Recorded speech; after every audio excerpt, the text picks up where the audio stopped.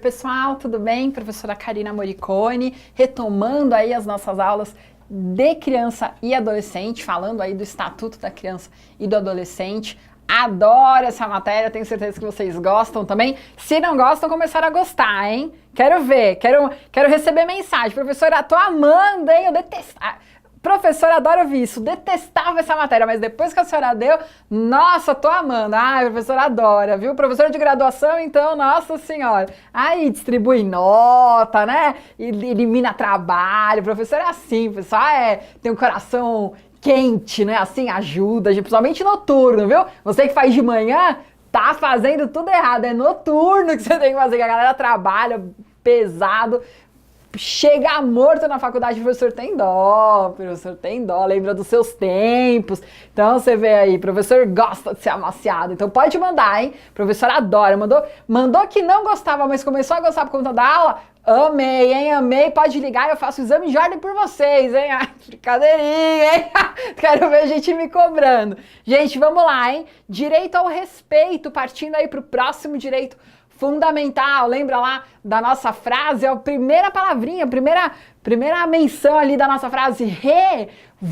Avisa o professor Edu, vou fazer esporte lá no Cuco. Vocês lembram lá da frase? Beijos, Lidiane. Então, direito ao respeito, é o primeiro direito fundamental, ok? Direito ao respeito, ele compreende a inviolabilidade física, mental e moral, preservação da imagem e da identidade, autonomia, valores, ideias e crenças, espaços e objetos pessoais. Não sei se vocês lembram da última aula, eu comentei que a minha mãe brigou com o meu irmão, deu com o livro na cabeça dele. Vocês lembram disso? Olha aqui, hein?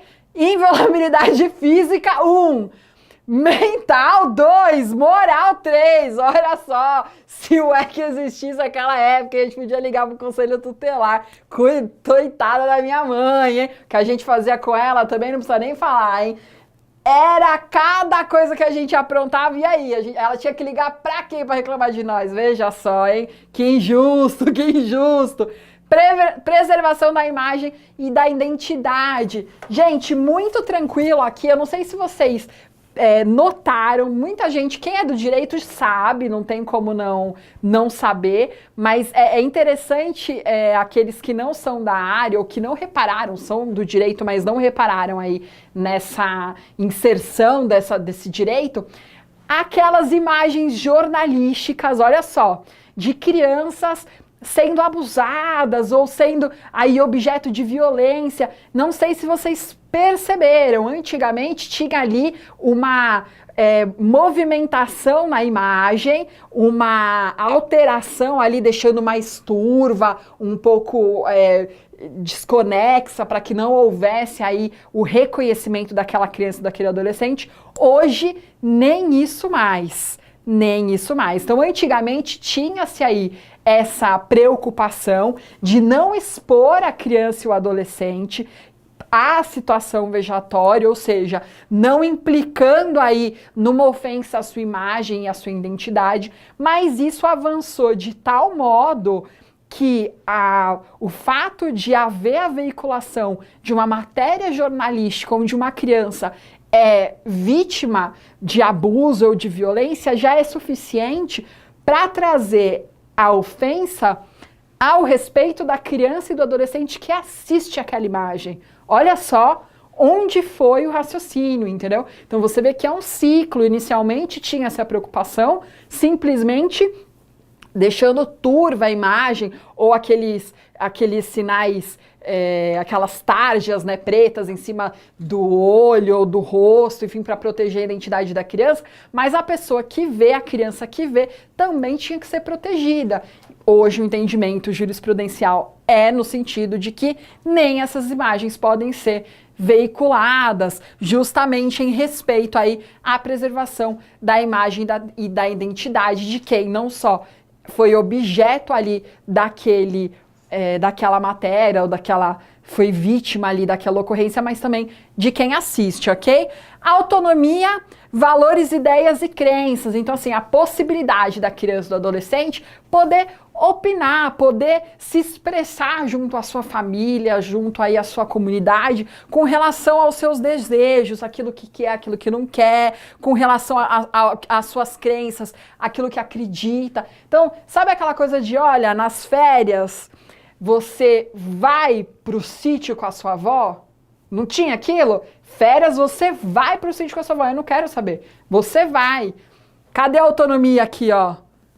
Não, mas eu não quero ir com a minha avó, eu quero ficar aqui, quero ficar com a minha mãe, com o meu irmão, quero ficar com o dog, como é que eu vou fazer? Não quero ir no sítio com a minha avó, olha aqui a autonomia.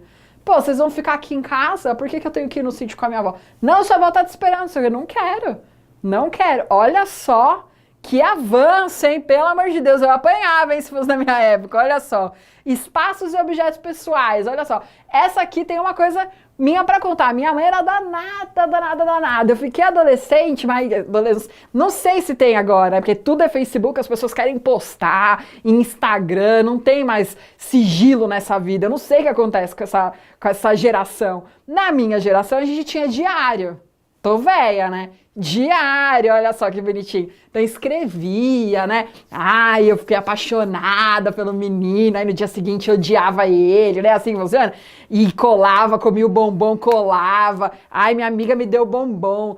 Era um lixo aquela agenda. Eu não sei o que acontece. Devia feder no fim do ano, não é possível. Mas tinha, a gente grudava tudo, e clipes coloridos, e cola, olha, uma beleza. Pois minha mãe, que é xereta, e tinha ali a preocupação, obviamente, de toda mãe de saber o que está acontecendo com a sua filha, em início de adolescência, e entrando na puberdade. Queria saber os caminhos aí que a filha estava trilhando. Assim que eu ia para a faculdade, o que ela fazia? Ia fuçar no meu quarto. Ia lá no meu espaço individual, no meu quarto, fuçar nas minhas coisas, mexer nos meus objetos pessoais, na minha agenda, olha só, no meu diário. Então eu chegava, tava no lugar errado, que a minha mãe não lembrava onde ela tinha pego. Tava no lugar errado, eu falei, acho que a minha mãe viu aqui, olha só. Aí de repente ela jogava assim no assunto, no meio da mesa. Ai, que Rafael, sabe assim? Que Rafael? Falei, ué, como que tá sabendo? Não falei de Rafael, não tem Instagram, não tem Facebook pra ficar fuçando, olha só. Então, estava ali mexendo, minha mãe, coitada, minha mãezinha, te amo, viu, mãe? Ó, não fica brava não, tá? Minha mãe mexendo ali nos meus objetos pessoais, entrando ali no meu espaço. Hoje, pelo ECA, não pode, hein? Não pode. Tem diário, tem ali o objeto que pertence à criança, pertence ao adolescente, não pode atingir ali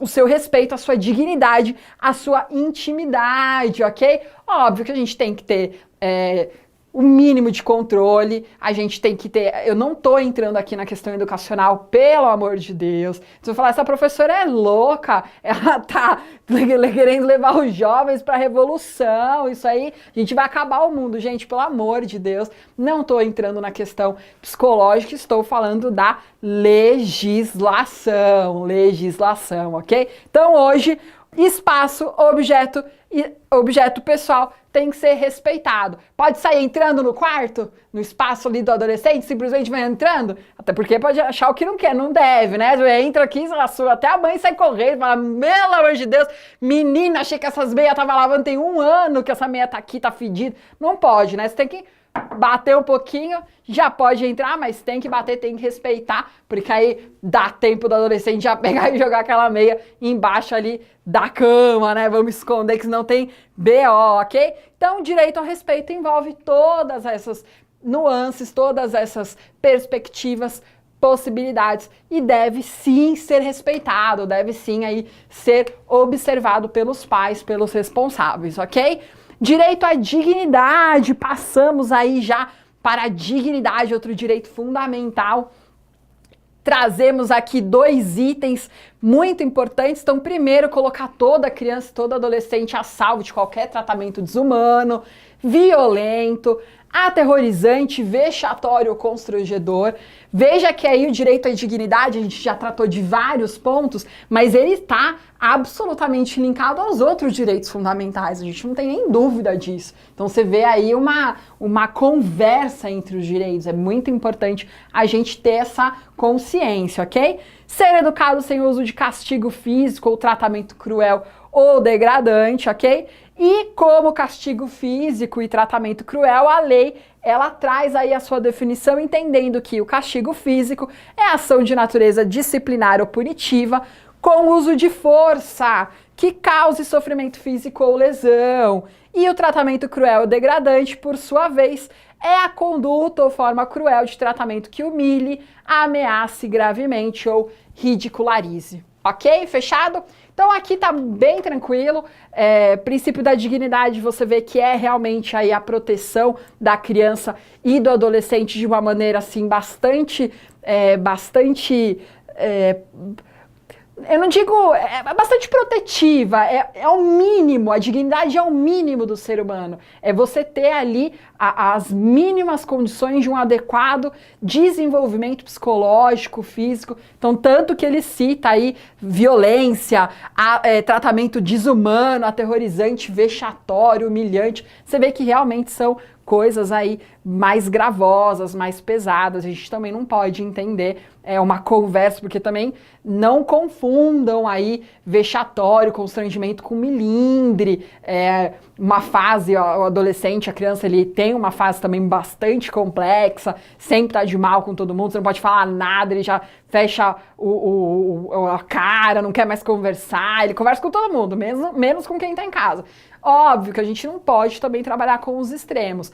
A dignidade, ela tá realmente voltada mais aí para as questões pesadas, para as questões mais fortes. Apesar de sua vinculação aí direta com os outros direitos, a sua proteção quando invocada, esse direito aí quando violado, ele realmente trata das questões mais gravosas. E, obviamente, que o castigo físico foi o mais debatido, mais discutido aí na nossa legislação, que é a danada da lei das palmadas. Bater com o livro pode, hein? Mas palmadinha não pode, hein? Então você vê, a lei das palmadas trouxe muita discussão no dia a dia jurídico, principalmente aí com relação a questão de educação dessas crianças, o que pode, o que não pode, ficou algo tão absurdo, tão ridicularizado pela sociedade. Você fala, gente, pelo amor de Deus, eu não posso dar uma palmada, como que pode, não sei o quê. Mas veja, ele traz aqui a questão do castigo físico, ele é bem claro, que é aquele que importa em sofrimento físico, lesão, ok? Vamos conversar? A minha geração, apanhava de Havaiana. Dói? Não dói, né? É só aquele chilique, é só aquele choro, não é assim? Aquela revolução, rebeldia, mas não dói. A geração que antecedeu a minha era aquela vara, não sei se vocês lembram, é uma vara fininha que batia assim, que, nossa, chegava a arder, trincar. E aí, os avós batiam nas nossas mães, os nossos pais com aquela vara e tocava no banheiro para tomar banho, para arder, que era uma belezica, nossa senhora. Isso não pode, olha só, você já tem um sofrimento físico, você já tem uma lesão. A Havaiana pode? Não doía. Tamanco não pode, você vê? Então é importante que a gente tenha essa noção. Óbvio, a gente está falando da lei, eu não estou falando aqui de educação, não estou entrando aí nesse quesito, não é um debate sobre isso, estou trazendo a lei para vocês, mas, por favor, tenham consciência de que nada é no exagero, tudo é no bom senso, no homem médio, no comum, no regular, no social, por favor, né? Então, assim, a lei, ela traz o objetivo da melhoria social, do nosso desenvolvimento, do nosso progresso? Sim, com certeza, mas também não pode também ser encarada aí como uma vedação de toda e qualquer forma de educação, ok? Da mesma forma que a criança, quando quer colocar a mão no fogo, a mãe na hora já dá um tapa e fala, não, você vai se queimar. Pronto, isso já é castigo físico, maus tratos. Não, gente, por favor, tenham um bom senso aí, ok? Tenham um bom senso. Prova de ordem, não trata aí não tenta fazer pegadinha com vocês nesses quesitos, mas muitas vezes traz um caso prático. Nas últimas 6 provas, pelo menos, teve questões aí de casos práticos a serem aplicados, descrevendo aí uma conduta de ocorrência aí de castigo físico, para que fosse identificado a possibilidade, a consequência aí de acordo com a legislação. Então vejam que o caso é importante, ele é cobrado de vocês, mas fiquem tranquilos, essa foi só mesmo uma observação pessoal para que vocês levem para a vida de vocês, mas para fins de exame de ordem, não tem pegadinha aí, tá? É bem objetivo, é bem tranquilo, ok? Seguindo aí, ainda no direito da dignidade, descumprimento conselho tutelar, encaminhamento a programa oficial comunitário de proteção à família, tratamento psicológico ou psiquiátrico, cursos ou programas de orientação, obrigação de encaminhar a criança a tratamento e advertência. O que acontece aqui, pessoal? No direito à dignidade e nos demais direitos fundamentais que nós temos, quando há essa ofensa, mas por que é trazido aqui dentro do âmbito do direito à dignidade? Lembra que a gente falou que eram as coisas mais pesadas, mais fortes? Então, o que a gente comentou? O que a gente trouxe? Não foram os maus tratos? Cadê aqui? Castigo físico, não foi o castigo físico cruel, degradante, constrangedor, desumano, violento? Não foi isso? Por isso ele traz aqui no direito à dignidade a questão do descumprimento deste direito. Ou seja, quando você tem o envolvimento de maus tratos, de abuso físico, de abuso sexual, que infelizmente acontece aí no seio familiar, é uma realidade, infelizmente a gente tem que erradicar. Para quem tem que reclamar? Pro conselho tutelar. Então, qualquer descumprimento de qualquer direito fundamental que a gente tenha tratado, mas com relação ao direito à dignidade especificamente, por ter essa abrangência desses pontos mais pesados, mais fortes, o descumprimento deve ser encaminhado ao conselho tutelar, que trará aí estas medidas aí para a família, para o responsável, para o tutor, enfim, para aqueles que possuem a responsabilidade da educação daquela criança, de trabalhar os seus problemas, as suas dificuldades na educação e de qualquer outra maneira aí que possa ter trazido algum tipo de prejuízo para a criança, de infringência aos seus direitos. De acordo aí com o descumprimento, ele estabelece qual é a medida mais adequada para o caso concreto, sendo que a advertência a gente tem aí como a mais leve, e entrando aí a questão dos tratamentos psicológicos, encaminhamento a programa, tratamento especializado, enfim, como um acompanhamento do próprio poder público daquele familiar, daquela família, e também o acompanhamento da criança e do adolescente, para conseguir aí ver uma melhoria, verificar uma eliminação daquele problema e conscientização daquele familiar, daquela pessoa que está responsável pela criança e pelo adolescente, de que o seu ato não é adequado, bater com a vara não pode mais, não é assim que se educa os filhos da gente, a gente não pode também trazer a ignorância no sentido de falta de conhecimento, e um pouco aí da própria cultura dos nossos antepassados para a realidade de hoje. É um mundo totalmente diferente, com realidade totalmente diferente e com legislação, graças a Deus, hoje, sobre esses temas. Então, queimar com ferro, ó, o professor queimou com ferro. Queimar com ferro, a criança pode? Não pode.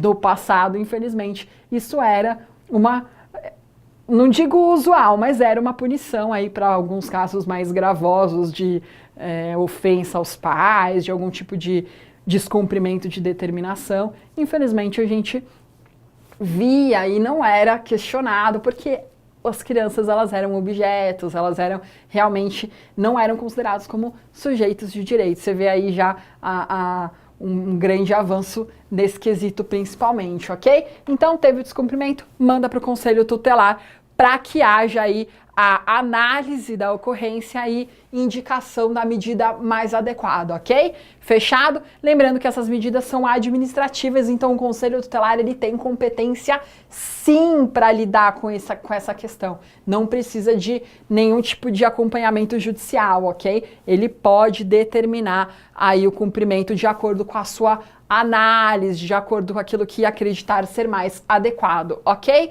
Direito à convivência comunitária e familiar, a gente vai deixar para a próxima aula. Gente, agradeço demais, muito gostoso hoje, foi muito bom. Continuem estudando, fiquem firmes aí, assistam às aulas, façam resumos, façam aí resenhas daquilo que vocês viram, gravem o que a gente está dando para vocês, que a aprovação é garantida, hein? Não tem erro. Fechado? Beijo grande, gente, valeu, até a próxima!